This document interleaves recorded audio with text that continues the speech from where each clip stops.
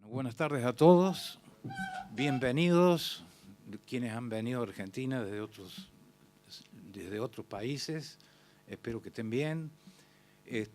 Bueno, y muchas gracias por la invitación para hablar de este problema, de este tema que fue tan importante para la justicia. Yo quiero aclarar de esos antecedentes que ya me jubilé como fiscal de Cámara. O sea, hace 2 años y medio que ya no estoy en el Poder Judicial. Si bien ya continúo con toda la actividad docente y de comisiones y demás, pero ya estoy jubilado, soy ex fiscal de Cámara.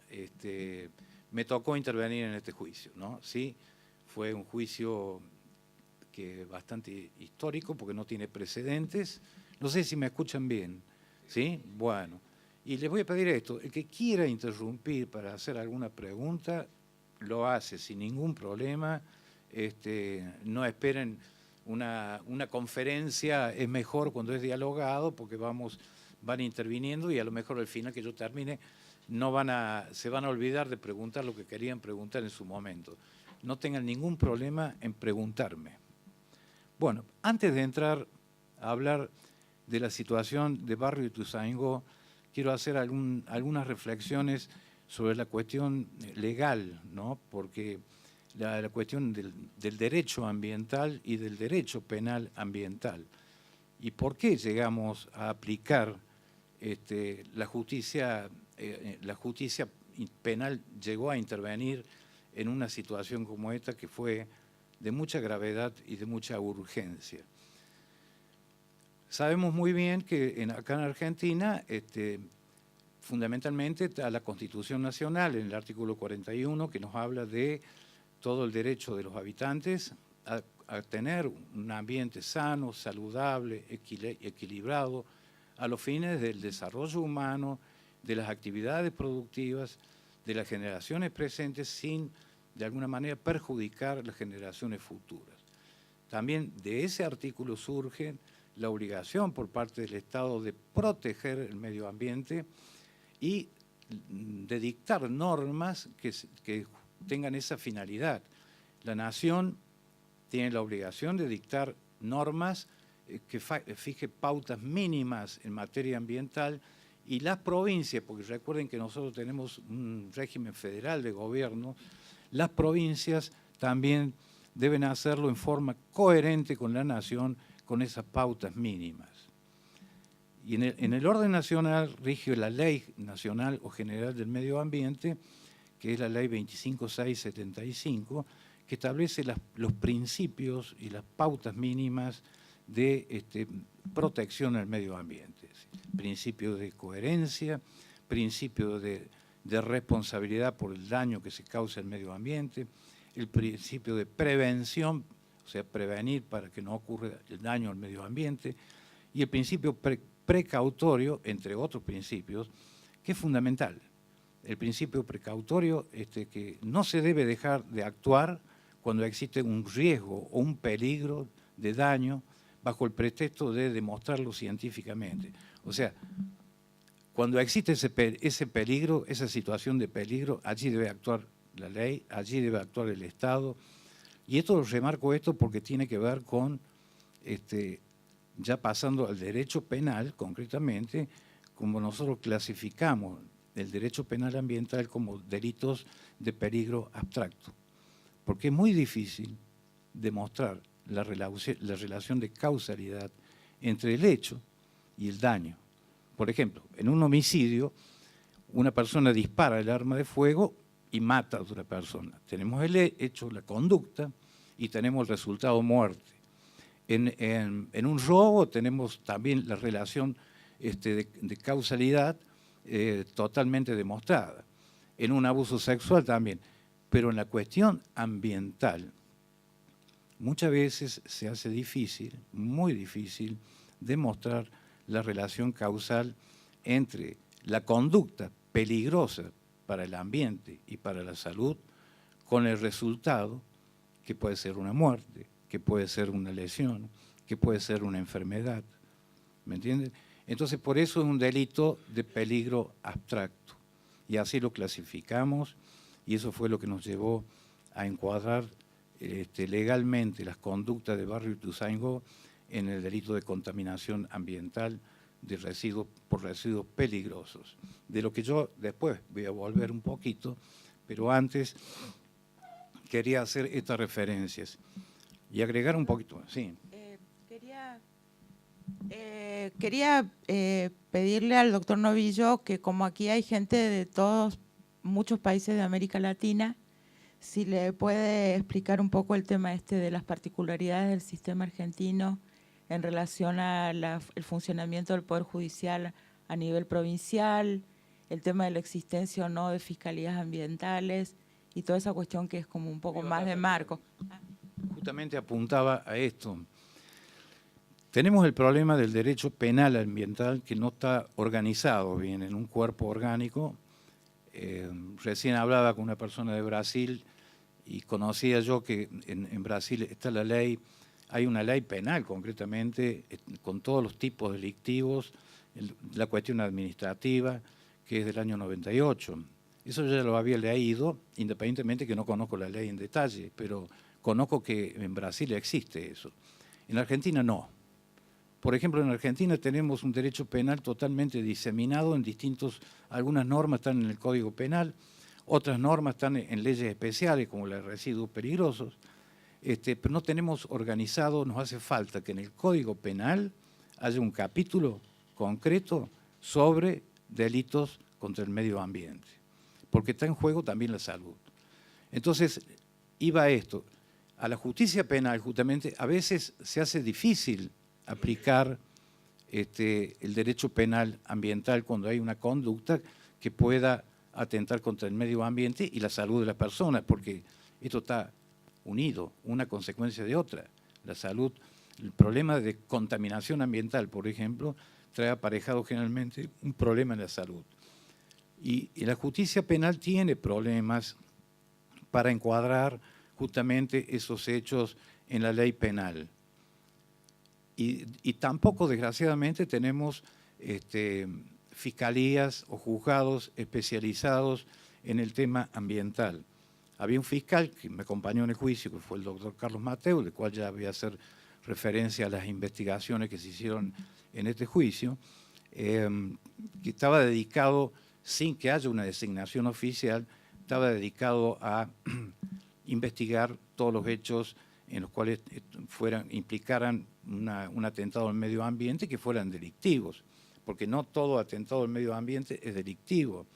Tenemos mucha legislación administrativa, tenemos leyes nacionales, provinciales, ordenanzas municipales que establecen una serie de requisitos, condiciones para proteger el medio ambiente. Pero esas conductas no son delictivas. El problema es que cuando se violan esas leyes administrativas, puede ocurrir que se haga de un modo peligroso para la salud y allí sea encuadrable en un delito. Entonces la justicia penal tenga que actuar. Pero, como les decía recién, no tenemos un cuerpo orgánico, no tenemos una ley concretamente que establezca las conductas, que tenga un cuerpo orgánico como para facilitar la actuación de la justicia penal.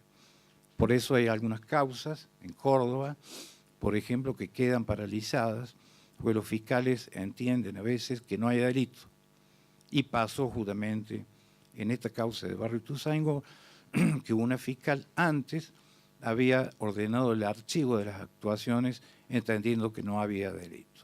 Esto fue retomado, investigado y se llegó al resultado. No sé si quieren hacer alguna pregunta. ¿Puede ser un poquito de agua? Si quieren hacer alguna pregunta, estoy con un poquito de resfrío por eso. Gracias, Cecilia.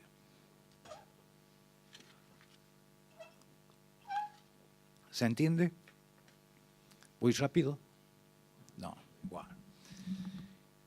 En el año 2014 se presentó un proyecto de reforma al Código Penal en el cual efectivamente se preveía allí un capítulo de delitos contra el medio ambiente, o sea, la figura, el bien jurídico protegido del medio ambiente y también, lógicamente, la salud. Nos encontramos con algo que ocurrió en Barrio Ituzaingó y un fenómeno que ya viene desde hace muchos años. Muchas veces la producción, el desarrollo industrial y productivo prioriza la cuestión económica y el rendimiento y el lucro y deja de lado y sacrifica cuestiones que tienen que ver con el ambiente y la salud. El avance de la tecnología y de la ciencia motiva muchas veces que esta producción, vamos a la cuestión nuestra, la producción agrícola, avance de una forma con productos que son totalmente sofisticados, transgénicos, por ejemplo, y que de alguna manera los productores agropecuarios diseminan y dejan de lado o dejan en un plano muy secundario cómo puede afectar el ambiente y cómo puede afectar a la gente próxima. Esto fue lo que sucedió en barrio Ituzaingó anexo, que paso a explicar un poquito la situación de este barrio.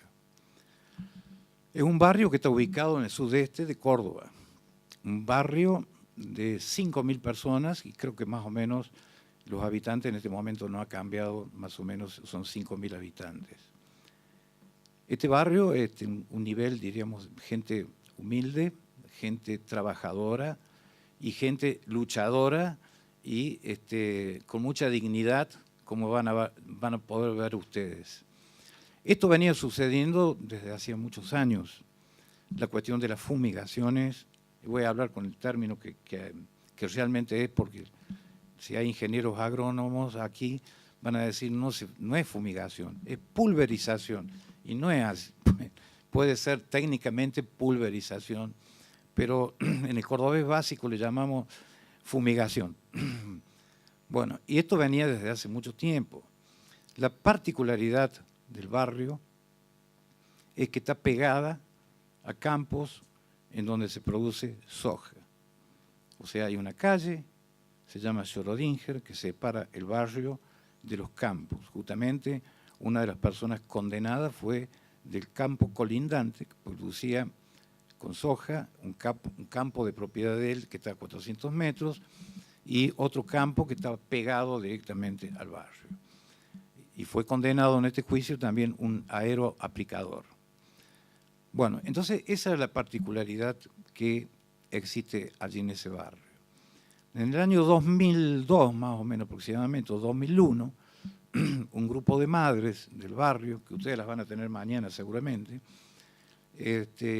comenzaron a preocuparse por la cantidad de enfermedades con cáncer, niños que nacían con malformaciones, abortos espontáneos, lupus, enfermedades que la cantidad y los cuadros no era el común en otros barrios.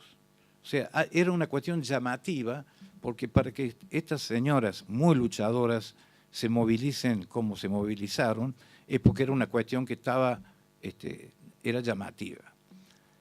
Y es así que empiezan a peticionar a las autoridades. Piden que hagan relevamientos, piden que hagan estudios, piden que solucionen los problemas que existían allí. Y fue así que estas madres, lograron por lo menos en el año 2002 que el Ministerio de Salud, la Agencia Córdoba Ambiente y otras dependencias, y la municipalidad también, se ocuparan de hacer relevamientos y de hacer estudios. Y se encontraron con un barrio totalmente contaminado. Es decir, barrio, o sea, los contaminantes no eran solamente los plaguicidas, pero si bien eran los más contaminantes o los elementos más contaminantes que había. Pero, por ejemplo, había en el suelo, había plomo, cromo, tenían el problema de los transformadores de EP que despedían el PCB, pero fundamentalmente los estudios llegaron a concluir que el contaminante más fuerte eran los plaguicidas, encontrando en agua, por ejemplo, endosulfán, heptacloro, que son agroquímicos que son prohibidos o muy peligrosos, y algunos ya han sido prohibidos como el endosulfán, y que producían, ¿por qué? Por el daño que producen en la salud. Y lógicamente estas fumigaciones venían de los campos vecinos. Entonces, el gobierno de Córdoba, si bien relativizó todos los estudios, directamente tomó medidas como para pavimentar las calles que estaban de tierra, conectar el agua a agua cordobesa, que era lo que todos bebíamos, sacar los 4 transformadores que realmente despedían PCB, o sea, tomó medidas con respecto al barrio. Lo que no se tomó medida fue justamente en relación a las fumigaciones. No se controlaron. Y voy a explicar un poquito la normativa interna que había allí en ese momento. En el año 2002, después de hacer estos estudios, se declara al barrio Ituzaingó anexo en estado de emergencia sanitaria, y eso es por una ordenanza municipal. En el año 2003 se dictan 2 ordenanzas, la 10.589 y 10.590. En una se prohíbe las fumigaciones aéreas y terrestres en un radio de 2.500 metros del barrio Ituzaingó anexo. Quiere decir que para fumigar o pulverizar había que dejar este espacio de 2.500 metros y hacerlo. Inmediatamente también se dicta otra ordenanza prohibiendo en todo el ejido municipal las fumigaciones aéreas y terrestres con plaguicidas. O sea, fíjense en las medidas que se van tomando que demuestran realmente que el gobierno estaba tocado por lo que había ocurrido en este barrio. Pero las fumigaciones no paran, no paran, continúan. En el año 2004 se dicta una ley, que es la 9164, que es una ley provincial que es de agroquímicos justamente y que realmente regula cómo debe ser la actividad. En cuanto debe tener, para aplicar agroquímicos hay que contar con una receta fitosanitaria, deben estar inscritos los aplicadores, los aeroaplicadores, hay que inscribir las máquinas, los aviones, una serie de requisitos y establece sanciones, multas, hasta arresto, confiscación de máquinas, si no se cumple esto. Y en el artículo 58 de esta ley lo interesante es que establece la prohibición de aplicar plaguicidas de las categorías 1A, 1B y 2 dentro del radio de 1.500 metros de los centros poblados. Ya no era solamente por el barrio de Ituzaingó, sino para todo, porque es una ley provincial. Y las categorías 3 y 4 hay que dejar una franja de 500 metros. O sea, ¿qué es esto de la clasificación de los plaguicidas? Es una clasificación de la Organización Mundial de la Salud, que el 1A, 1B son los más peligrosos. Algunos estaban prohibidos, lo que después descubrimos que se utilizaron aquí.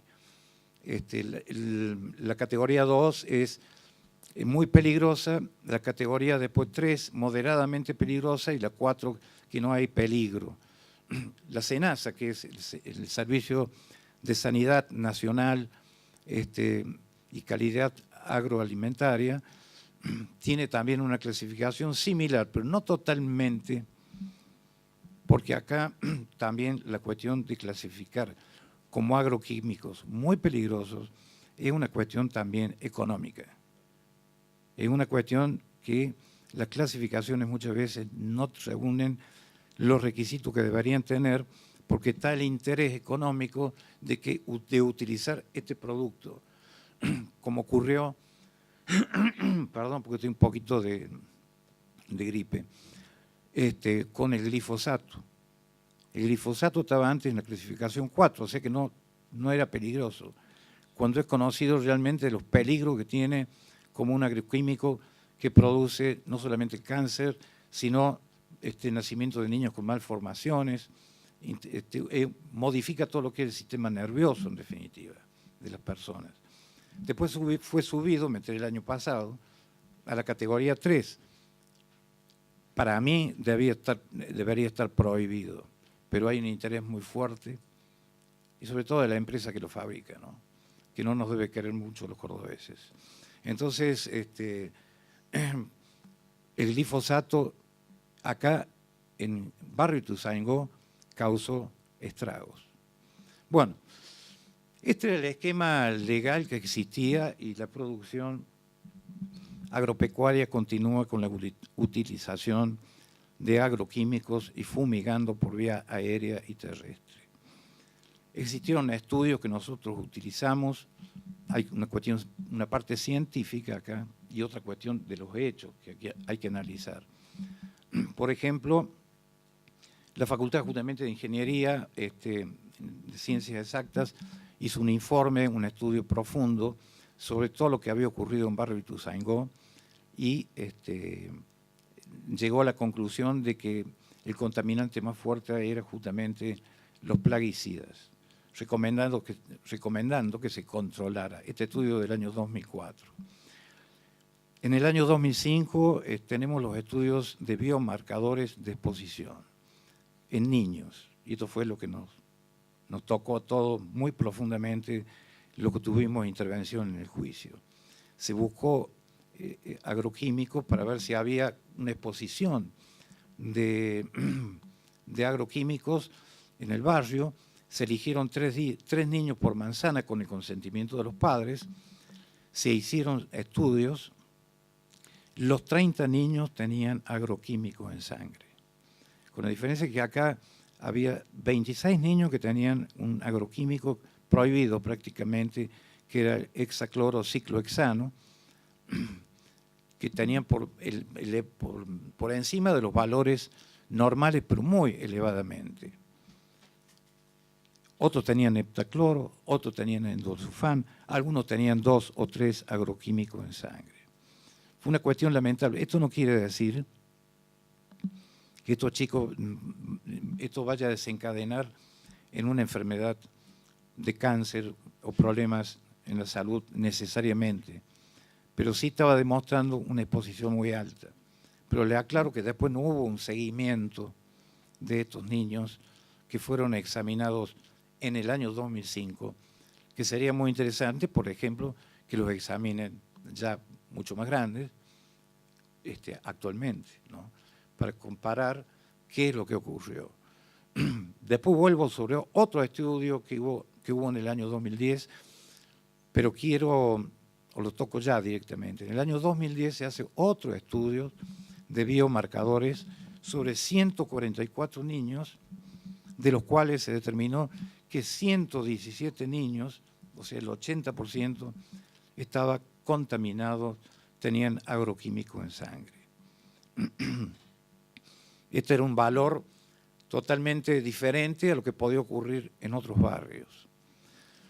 También analizamos, y fue muy importante, el estudio de epidemiología que hizo la Organización Panamericana de la Salud, dirigido por el doctor Ariel de Petris, que yo creo que ha estado concurriendo aquí, que fue un testigo muy importante que tuvimos en el juicio, y que hizo un estudio completo de todos los estudios que se habían hecho allí y llegó a la conclusión que era un barrio totalmente irregular en cuanto a la alta mortalidad y morbilidad que existía y que el contaminante más importante era justamente los plaguicidas. Y también recomendaba, lógicamente, controlar esta cuestión de los plaguicidas. En definitiva, el juicio contamos con testimonio de personas científicamente que nos aportaron mucho. Raúl Montenegro, el doctor Medardo Ávila, que fue querellante en la causa, en uno de los hechos, que es pediatra y que está muy comprometido, ustedes han escuchado hablar seguramente de él, está muy comprometido con esta lucha por el medio ambiente. Entonces nos expuso sobre la cuestión de los niños, el efecto que producían estos agroquímicos en los niños. Andrés Carrasco nos habló mucho del glifosato. Raúl Montenegro, que es biólogo, doctor en biología, profesor de la universidad, también habló de todo el panorama que conoció muy de cerca en cuanto a los hechos y la vinculación con los hechos. Y la gente de allá, y los vecinos, las madres, declararon todas, las madres que estuvieron en esta lucha, los vecinos, los daños sufridos, la pérdida de hijos, la enfermedad que padecían algunos, me acuerdo de un caso de un bioquímico que vivía al frente del campo, un muchacho joven, y la madre vivía ya más en la parte interna del barrio, y era una de las madres que colaboraba y luchaba por esta cuestión. Y él criticaba a este grupo de madres. Criticaba a este grupo de madres todo lo que estaban haciendo, que le parecía exagerado.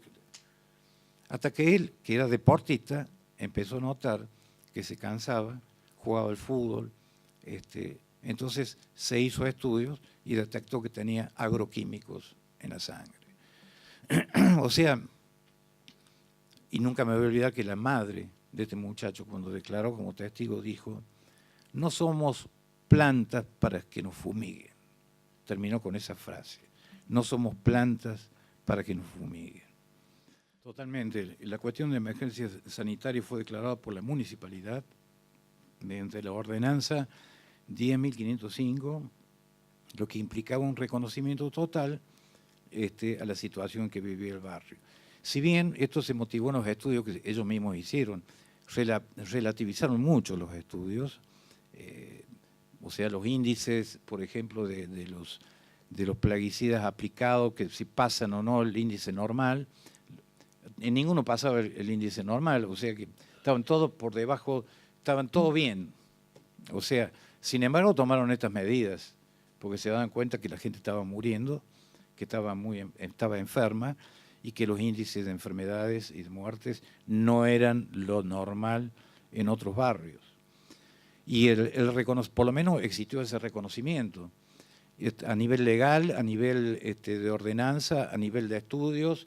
Fueron contundentes los estudios, pero ¿qué ocurrió? Que el tema plaguicida no se controló. Esta ley 9164, una ley provincial, establece que el organismo de control debe ser la Secretaría de Agricultura. No hubo controles porque esta gente siguió fumigando. Es más, esta gente, permanentemente los vecinos iban a hablar con el dueño del campo que está pegado, y tiene un campo a 400 metros, o sea que estaba violando la normativa, las distancias, las franjas de protección, y producía también el campo que está pegado al barrio. Le fueron a pedir varias veces. Es más, 2 días antes que se produjera el primer hecho del año 2004, tuvieron una reunión en la municipalidad, justamente, 2 productores agropecuarios, había otro imputado, con los vecinos y funcionarios municipales para tratar de acordar, de llegar a un acuerdo de no fumigar con los productos que estaban fumigando. O sea, que fueran productos orgánicos, y hablaron y consintieron, aceptaron esta propuesta de los vecinos y de los funcionarios municipales. 2 días después de eso, este señor siguió fumigando, por vía terrestre, por vía aérea, siguió fumigando, y ahí se produce uno de los hechos que nosotros investigamos. No sé quién más quería preguntar algo. Sí.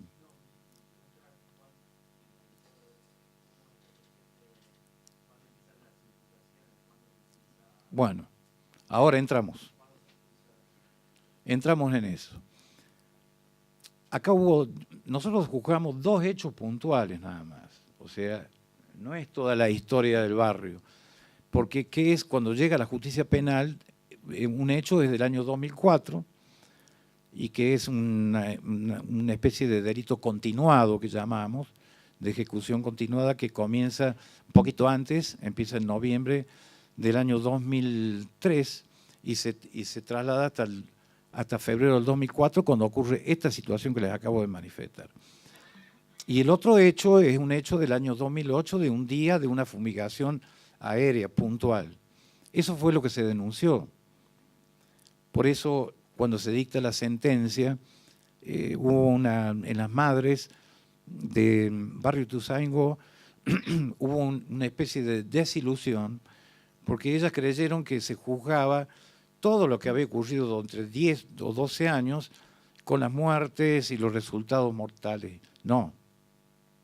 La justicia penal no puede abarcar más de lo que se denuncia, y que las acciones y las investigaciones se tienen que circunscribir a los hechos concretos, puntuales.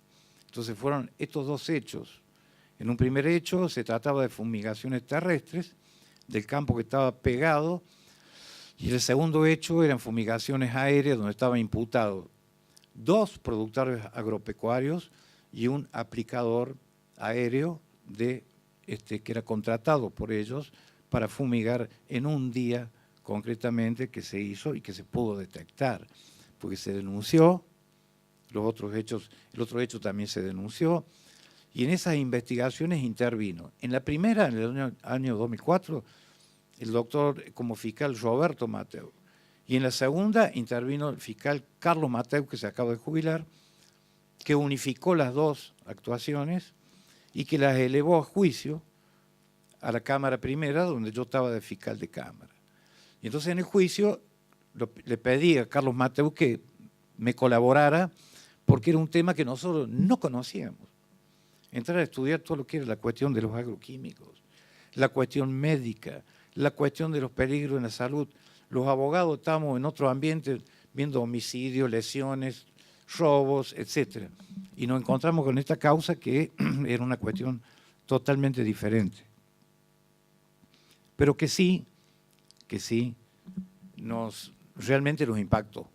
Nos impactó por los años que vivió esta gente en Barrio Ituzaingó. Entonces nos limitamos a esos 2 hechos. Ya Carlos Mateu había propuesto el encuadramiento en el delito de contaminación ambiental con residuos peligrosos, que es una ley nacional que tenemos, la ley 24051. No está en el Código Penal, como dije al comienzo, porque tenemos un poquito de desprolijidad del derecho penal en materia ambiental. Un poco que está disperso, les dije eso. Pero sí encontramos esa ley. El doctor Carlos Mateu los encuadró en ese delito, y allí, bueno, se hicieron las imputaciones concretamente a las personas que fueron detectadas por los vecinos, que en esos hechos sufrieron, por ejemplo, era típico de la fumigación, picazón de garganta, en los ojos, mareos, descomposturas, que lamentablemente tampoco quedó acreditada totalmente médicamente eso. Médicamente no quedó acreditado, salvo los testimonios de ellos. Pero sí se tomó declaración a muchos vecinos que describieron el cuadro familiar y personal que vivieron desde el año 2000, 2001, 2002, ¿no? Con daños y perjuicios muy, muy, muy grandes. Bien, por supuesto que los imputados tuvieron sus defensores, este es un juicio que duró casi 3 meses, tuvimos pelea permanente, incluso por la cuestión legal, a la que voy a hacer referencia también, el encuadramiento legal, porque fue una cuestión bastante discutida en el juicio durante todo el debate. Bueno, tuvimos en cuenta los testimonios de la parte científica, los estudios que se realizaron, las pericias, y algo importante fue que en cada uno de los campos se secuestró material, se allanaron los campos, se secuestraron de la tierra, de la soja, muestras que después fueron analizadas con pericias y determinaron la presencia, en el primer hecho, en el año 2004, endosulfán, clorpirifos, hasta DDT se pudo encontrar, porque es un órgano clorado que está prohibido, lógicamente, dieldrin, glifosato, y en el año 2008 se secuestraron muestras que determinaron fundamentalmente la presencia de endosulfán y de glifosato.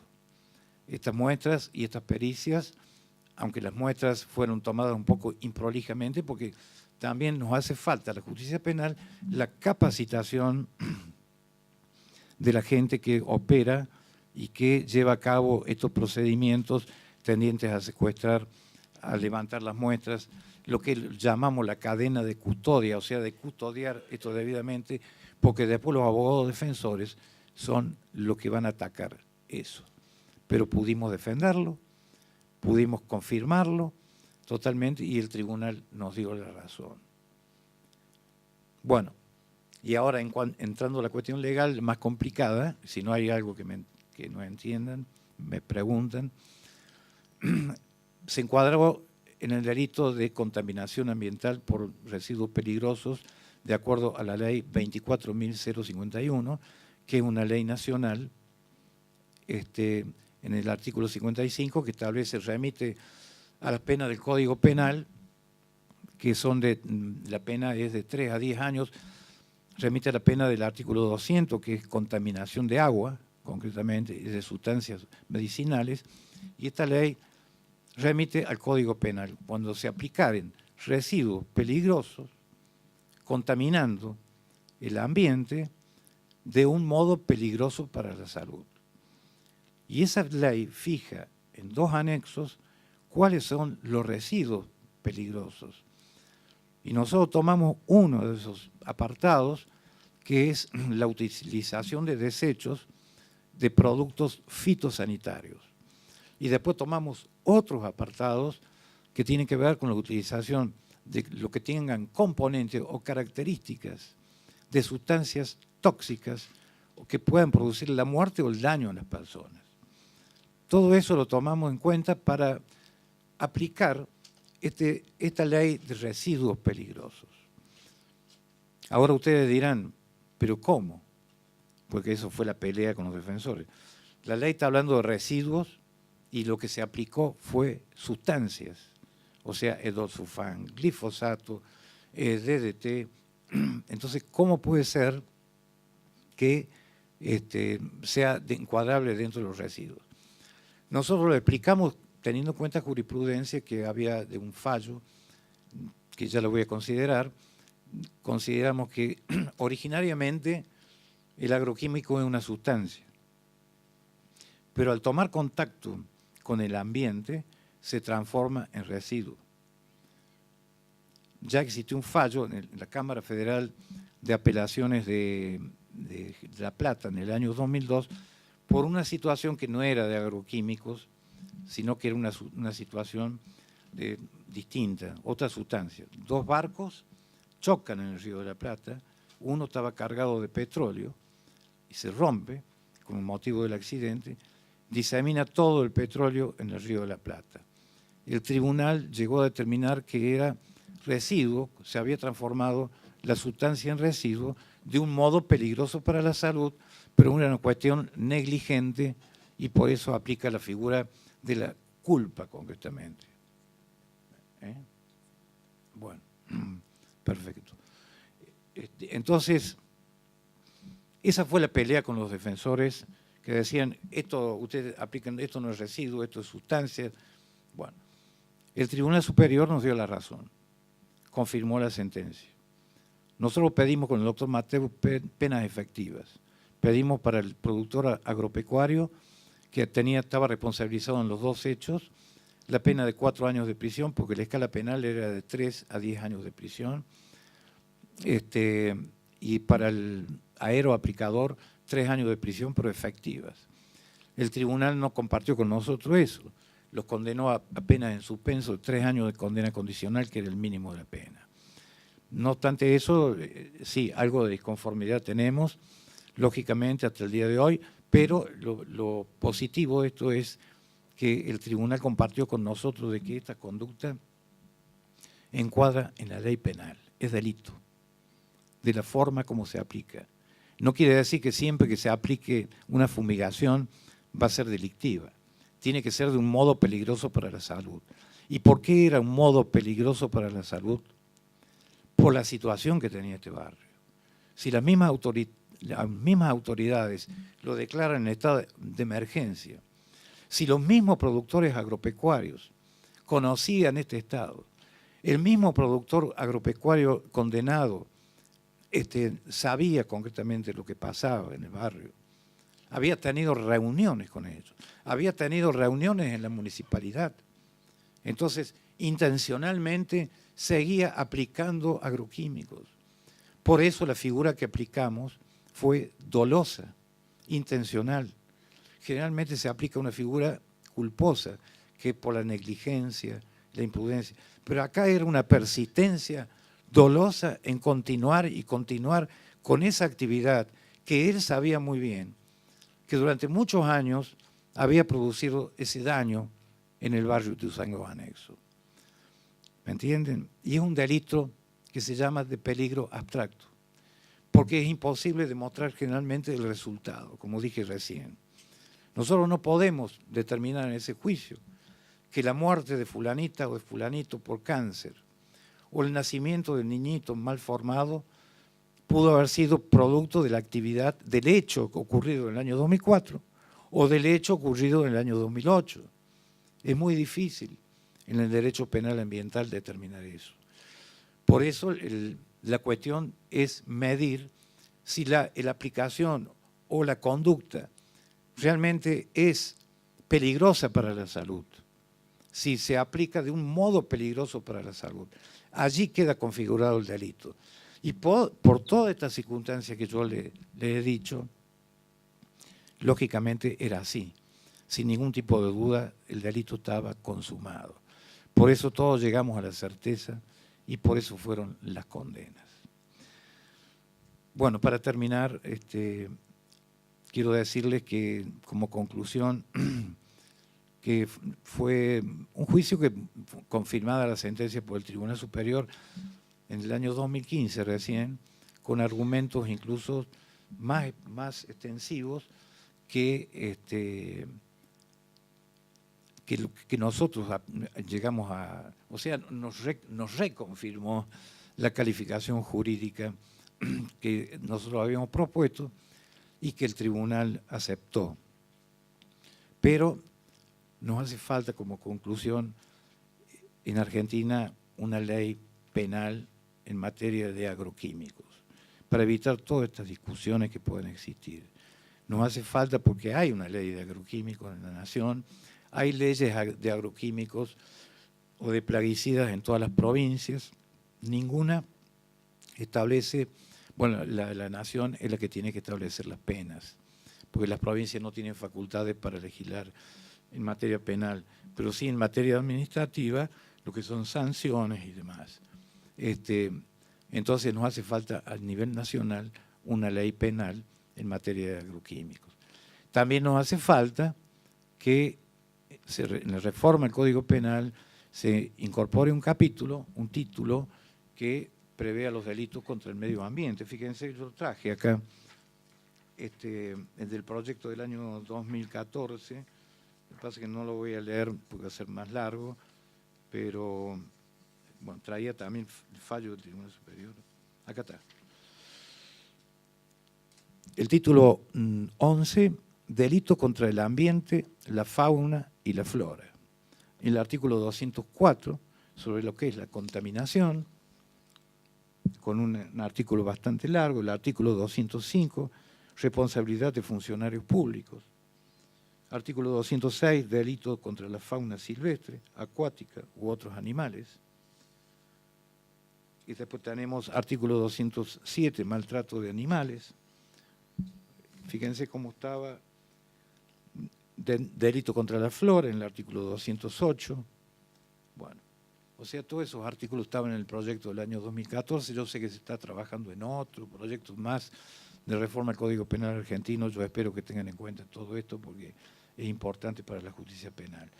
La justicia penal, debo reconocer, en Córdoba, que está un poco desorientada en todo este tema, porque no hay preparación, no hay especialización. Y yo creo que hace falta una fiscalía o dos o tres que estén especializadas en la cuestión, en toda la cuestión ambiental.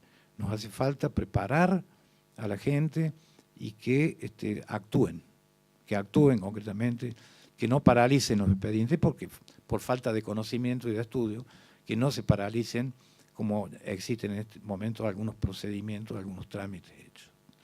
Bueno, muchas gracias, quedo a disposición de ustedes, lo que me quieran preguntar, libremente.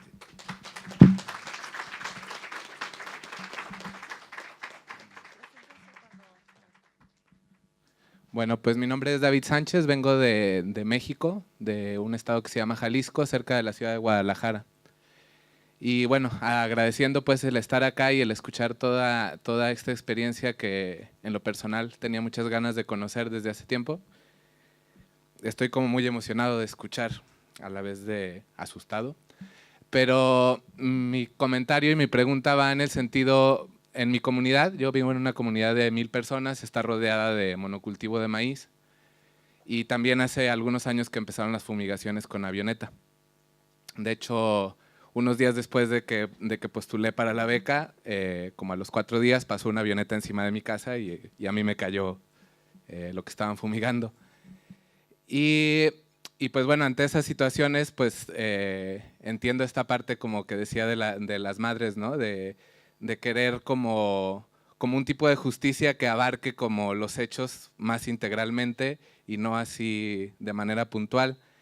Y en nuestro caso, algo que hemos estado como reflexionando mucho, yo estuve trabajando el tema a partir de una experiencia de educación ambiental con niños y con adolescentes y hemos estado como preguntándonos, o sea, qué hacer frente a esto, si desde la parte legal, digamos, hay como referentes de denuncias como del daño a generaciones futuras, ¿no? Que entiendo que ahí también estuve revisando cuestiones de justicia intergeneracional, pues en el derecho ambiental.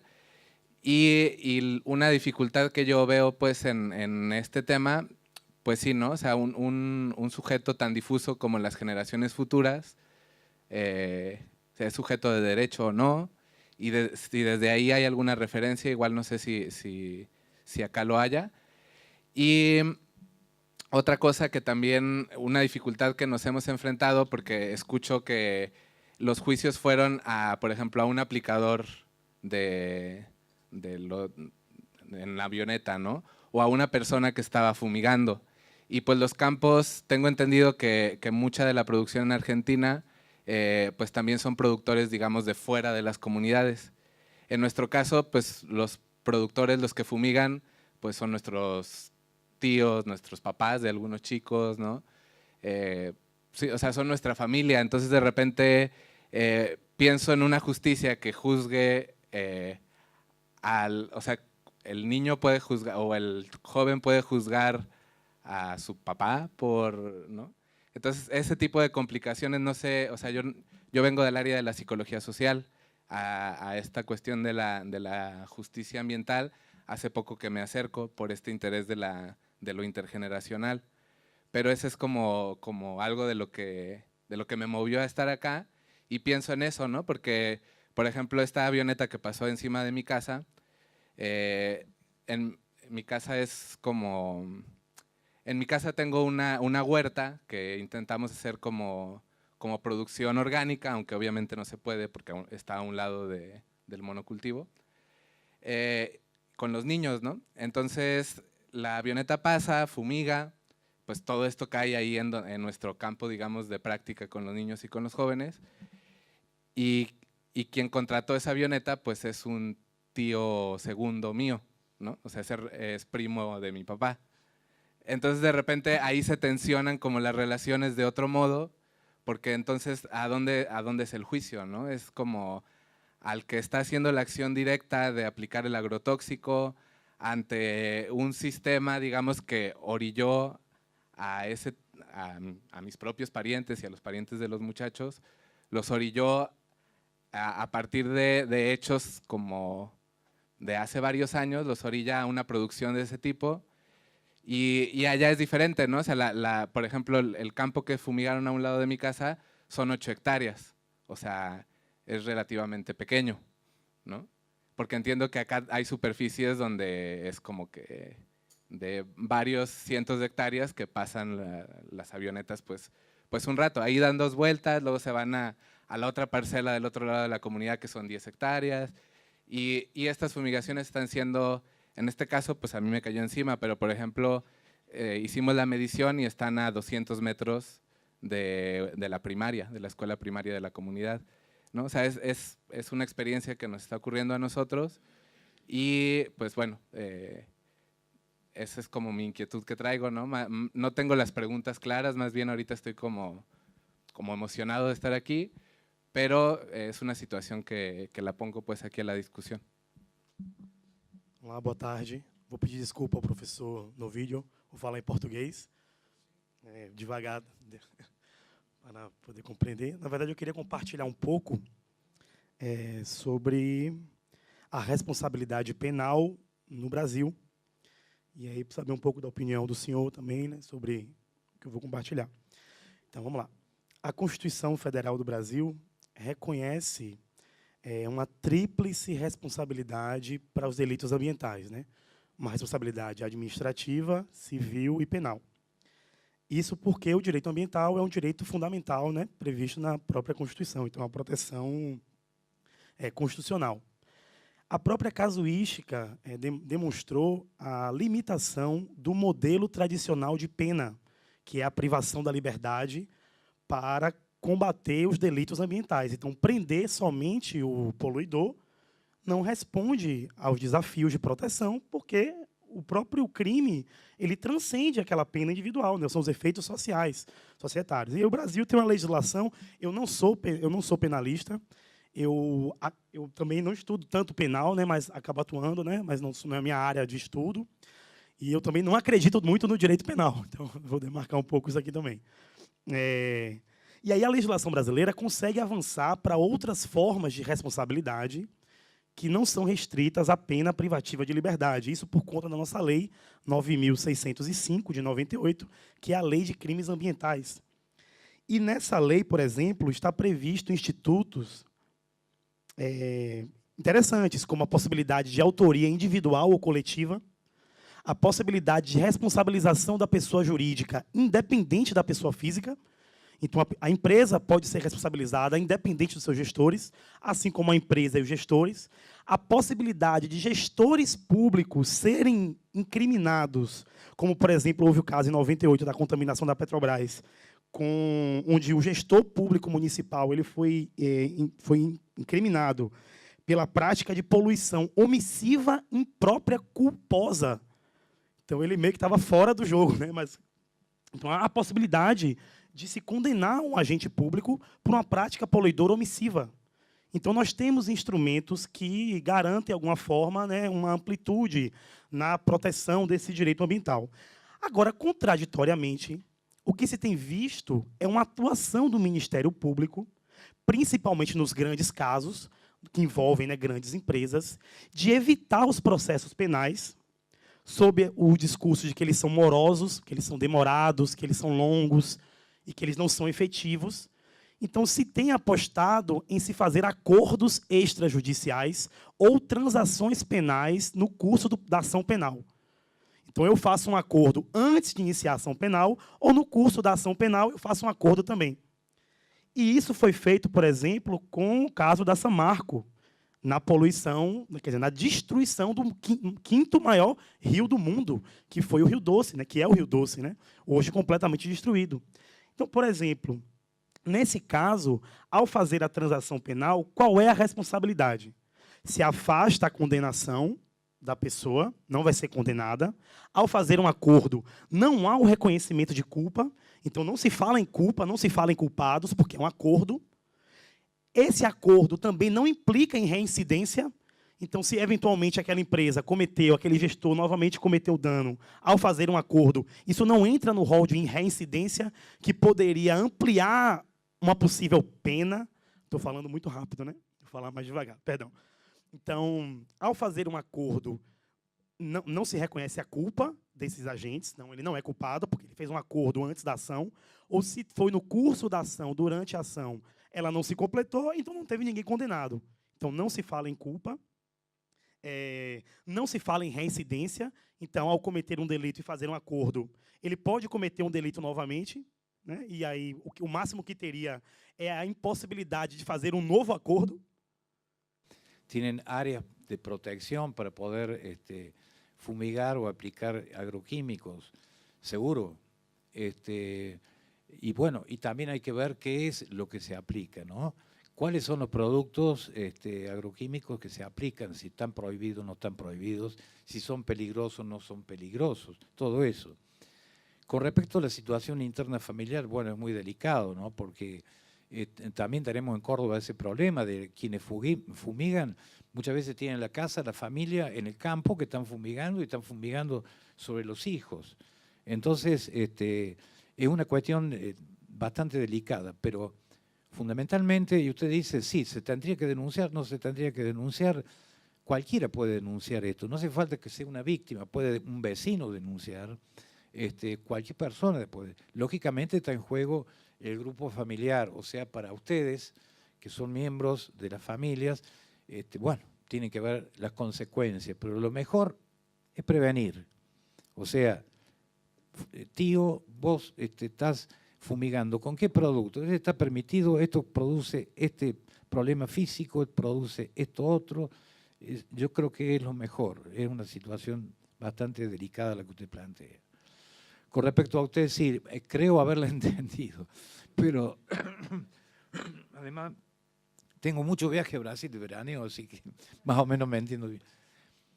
Sí, yo conocía la ley del año 1998, leído concretamente, y la triple responsabilidad civil, penal y administrativa.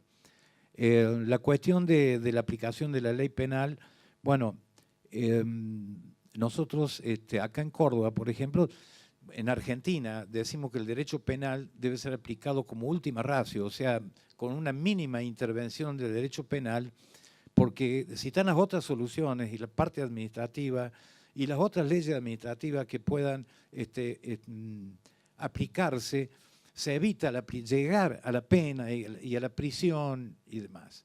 Además tenemos lo que llamamos acá en Córdoba, que es muy reciente reforma, lo que se llaman criterios de oportunidad o de disponibilidad de la acción penal, en virtud del cual los fiscales, o sea, el Ministerio Público, puede disponer del ejercicio de la acción penal y hacer estos acuerdos, como usted mencionó, con los defensores, pero cuando se trata de situaciones de delitos leves, o sea, lo que llamamos insignificancia, tanto del hecho como de la participación. Entonces, sería buscar algún hecho delictivo, por ejemplo, un hurto simple, lesión, pero en la cuestión ambiental, generalmente son delitos de gravedad.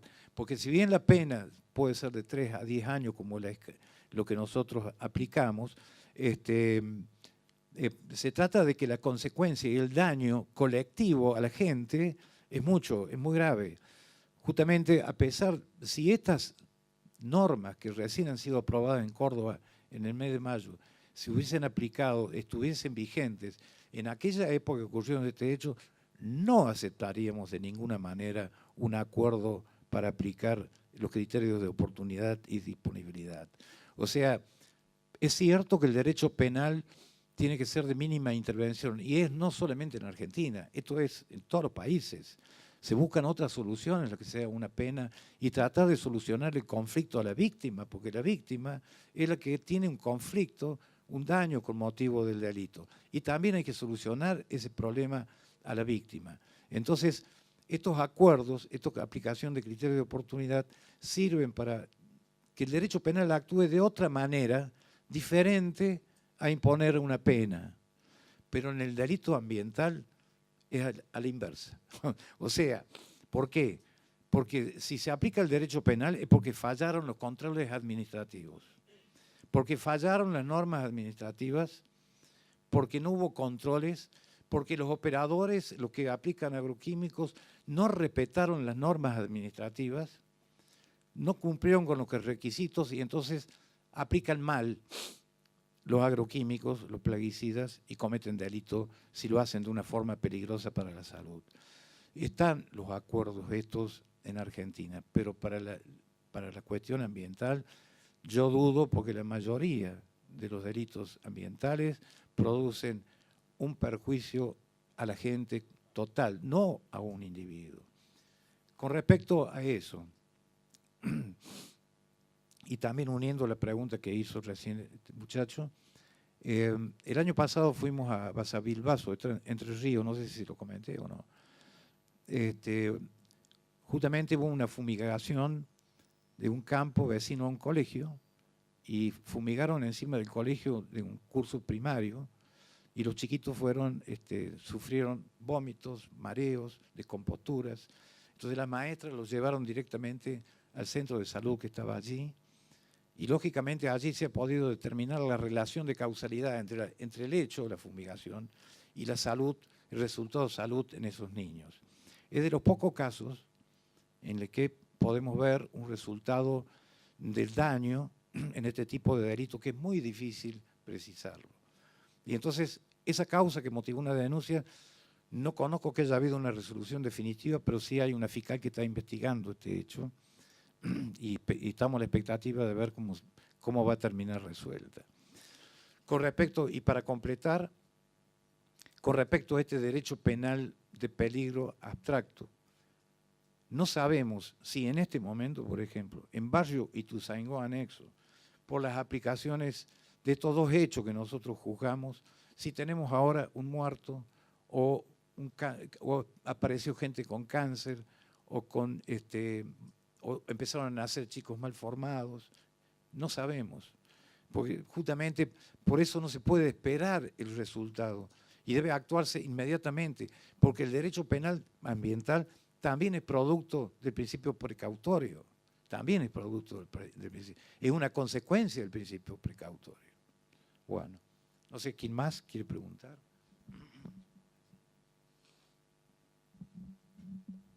Por aquí.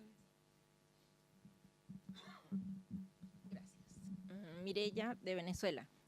Algo muy puntual, ¿no? Quisiera saber cuál fue el método que utilizaron para seleccionar el laboratorio que haría las pruebas a las personas, ¿verdad? Si fue, digamos, decisión del tribunal, si fue de mutuo acuerdo entre las partes. Lo digo porque en muchas oportunidades, pues la defensa trata de buscar las mil y una manera de rebatir las pruebas que el acusador presenta, ¿verdad? Y pues a veces, pues por cualquier digamos, puertecita que se deje abierta puede tumbarse una decisión que puede ser muy importante. Y lo otro, pues una reflexión en relación a las decisiones en materia ambiental, ¿verdad? Porque como veníamos diciendo, pues no solamente lo importante es sancionar, ¿verdad?, las culpas, sino que de alguna manera se pudieran aplicar incluso algunas medidas para resarcir los daños o para prevenir que el daño sea mayor.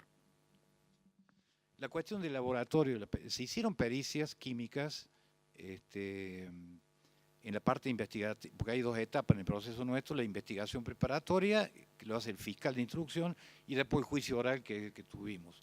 En la investigación penal se hicieron pericias en los dos hechos. El doctor Mateu lo hizo concretamente con notificación a las partes, porque la obligación que establece la ley para que pueda ser valorado concretamente esa pericia es que se notifique a la defensa para que pueda proponer un perito de control. Entonces, las muestras fueron remitidas a un laboratorio de Santa Fe y allí, bueno, porque se trató de ubicar acá, parece que en Córdoba no. Bueno, ahora yo creo que ya hemos mejorado un poquito en eso, pero se mandó a las muestras a Santa Fe y allí la defensa pudo proponer peritos, pero no propuso. Entonces tuvimos la conclusión de eso. En cuanto a la reparación, esa es la otra cuestión que usted preguntó, de las víctimas. Para que haya reparación a las víctimas, la cuestión económica por los daños, debe ejercerse lo que se llama la acción civil en el proceso penal o demandar las víctimas directamente en sede civil el pago de una indemnización por los daños sufridos. No ocurrió eso aquí en los dos hechos. Acuérdense que son dos hechos que, si bien esta gente denunció otros, pero prescribieron, pero nosotros juzgamos esos dos hechos nada más, porque es lo que se nos denunció, que vino a juicio a nuestra Cámara. Sí, la única forma de obtener una reparación es directamente ejerciendo la acción civil en el proceso penal, o sea, demandando en el mismo proceso penal o en los juzgados civiles, que es otro fuero diferente al fuero penal. ¿Me entiende? Bueno, con respecto al... Había tres preguntas. Sí. Sí, muy buenas preguntas. Son todas muy buenas, muy interesantes, me quedaría horas acá. Pero, bueno, responsabilidad de los fabricantes. No, en el juicio no tuvimos cómo llegar porque no estaba denunciado y no era motivo nuestro ni motivo de la justicia penal responsabilizar a los fabricantes de los productos estos, que tienen lógicamente su responsabilidad, y está por detrás de todo ello la cuestión económica. Acá se quiso instalar Monsanto, no sé si ustedes se enteraron, los que viven afuera, no pudieron porque hubo una resistencia muy fuerte de Córdoba para que lo pudieran hacer. Lo que nosotros investigamos son las fumigaciones y nada más, y juzgamos eso, la responsabilidad de los fabricantes no llega al juicio, salvo que haya alguna denuncia penal que de alguna manera tenga un contenido como para llegar a esa gente, ¿no? Que tanto daño hace también. Bueno. Y con respecto a los al municipio, a la función, usted quiso preguntar la responsabilidad de los municipales, de los funcionarios concretamente, si hubo responsabilidad por parte de los funcionarios. Bueno, ¿cómo? Del municipio. Bueno, claro, pero en el municipio hay funcionarios, por eso les digo la responsabilidad. No se investigó, no fue motivo de investigación de la responsabilidad del municipio, porque el municipio justamente se había ocupado en el año 2004 de hacer estas reuniones con los productores agropecuarios para que no fumigaran de esa forma. Y en el año 2008, el que denuncia el hecho del 2008 es el secretario de Salud de la municipalidad, que es el doctor Medardo Ávila. Entonces, era justamente víctima querellante en el proceso penal y representaba a todo el municipio en ese sentido. A todos nos representaba en ese sentido. O sea, no ha habido caso. Lo que sí hubo, varios años antes, una denuncia en contra de los funcionarios provinciales por la cuestión de los transformadores de PEC que se instalaron allí y que producían una sustancia que se llama PCB, que era dañina para la salud, estaba prohibida. Pero esa causa, lamentablemente, prescribió. La justicia intervino en una fiscalía que desgraciadamente prescribió eso. Y es allí donde tenemos que actuar más. Por eso, en la ley de Brasil está también la responsabilidad de los funcionarios públicos en estas cuestiones, que puede ser extensible también, porque está la responsabilidad de los delitos que cometen los funcionarios públicos en varios artículos del Código Penal, entre ellos abuso de autoridad, malversación, etcétera, etcétera. Pero esto sería una violación de los deberes de funcionarios públicos que podría ser encuadrable en ese delito. No fue motivo de este proceso, pero sí hay que tenerlo en cuenta, evidentemente, para el futuro. En relación al tema de las responsabilidades, ¿no? Nosotros estamos trabajando con el caso Ituzaingó desde el año 2003, o sea que prácticamente hemos crecido como investigadores y como personas siguiendo este caso, ¿no? Y lo que primero las madres les interesó fue terminar con un sistema de impunidad y no ir contra sus vecinos. Y ellos reconocían que los productores, ellas reconocían que los productores eran como los más vulnerables en una cadena económica que estaba totalmente ligada a un sistema de producción, ¿no? Que había sido promovido desde el Estado con subsidios a todo el desarrollo biotecnológico, a todo el desarrollo de la industria metalmecánica cordobesa, que es señera en lo que es toda la producción para el sistema de siembra directa. Las madres tenían su capacidad, desde su humildad, desde su ser trabajadoras, de hacer este análisis, ¿no? Ahora, acá la responsabilidad de los funcionarios públicos prescribe a los 2 años. Prescribía.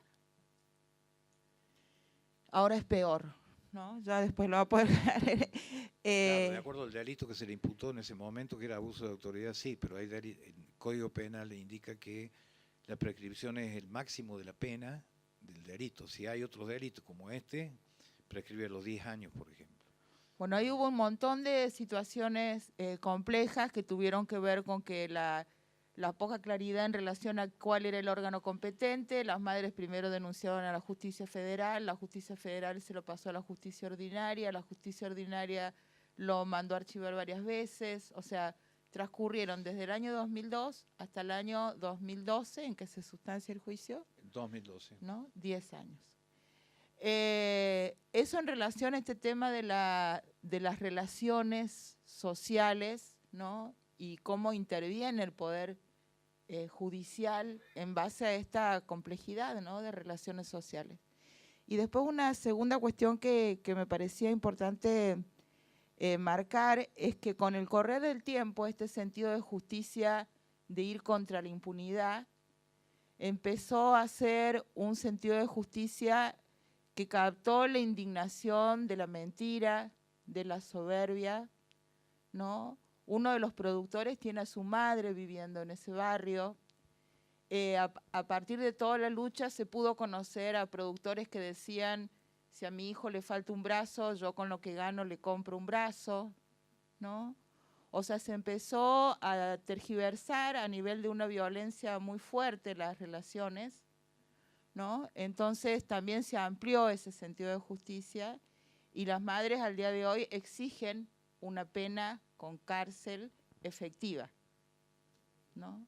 O sea, y en ese sentido me parece que no tenemos una teoría social que diga cuál sentido de justicia es mejor o peor, sino que nosotros trabajamos esta idea de que el sentido de justicia se va produciendo en los contextos, ¿no? No existe como una metafísica del sentido de justicia en el aire ni en una institución, sino que corresponde a un momento histórico y a una decisión política también, ¿no? De qué es lo que se considera justo o injusto, ¿no? Y en este sentido consideramos que hay autores que se atribuyen, ¿no? La posibilidad de decir, bueno, cuáles son los temas que se deben discutir, cuáles son los sentidos de justicia razonables, los irrazonables. Nosotros no acordamos con esa idea. Creemos que esta irrazonabilidad de estas madres, ¿no? Exigiendo a un sistema penal, ¿no? Con toda la lectura que tiene hecho el sistema penal, sin embargo produjo un hecho importantísimo, digamos, y que tiene efecto sobre la vida de muchas personas, ¿no?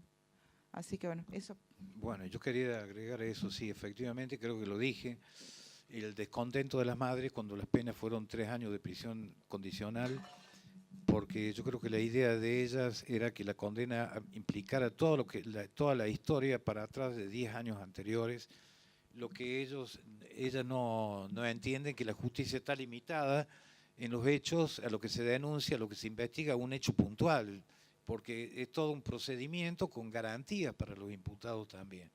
Y más de eso no pudimos avanzar.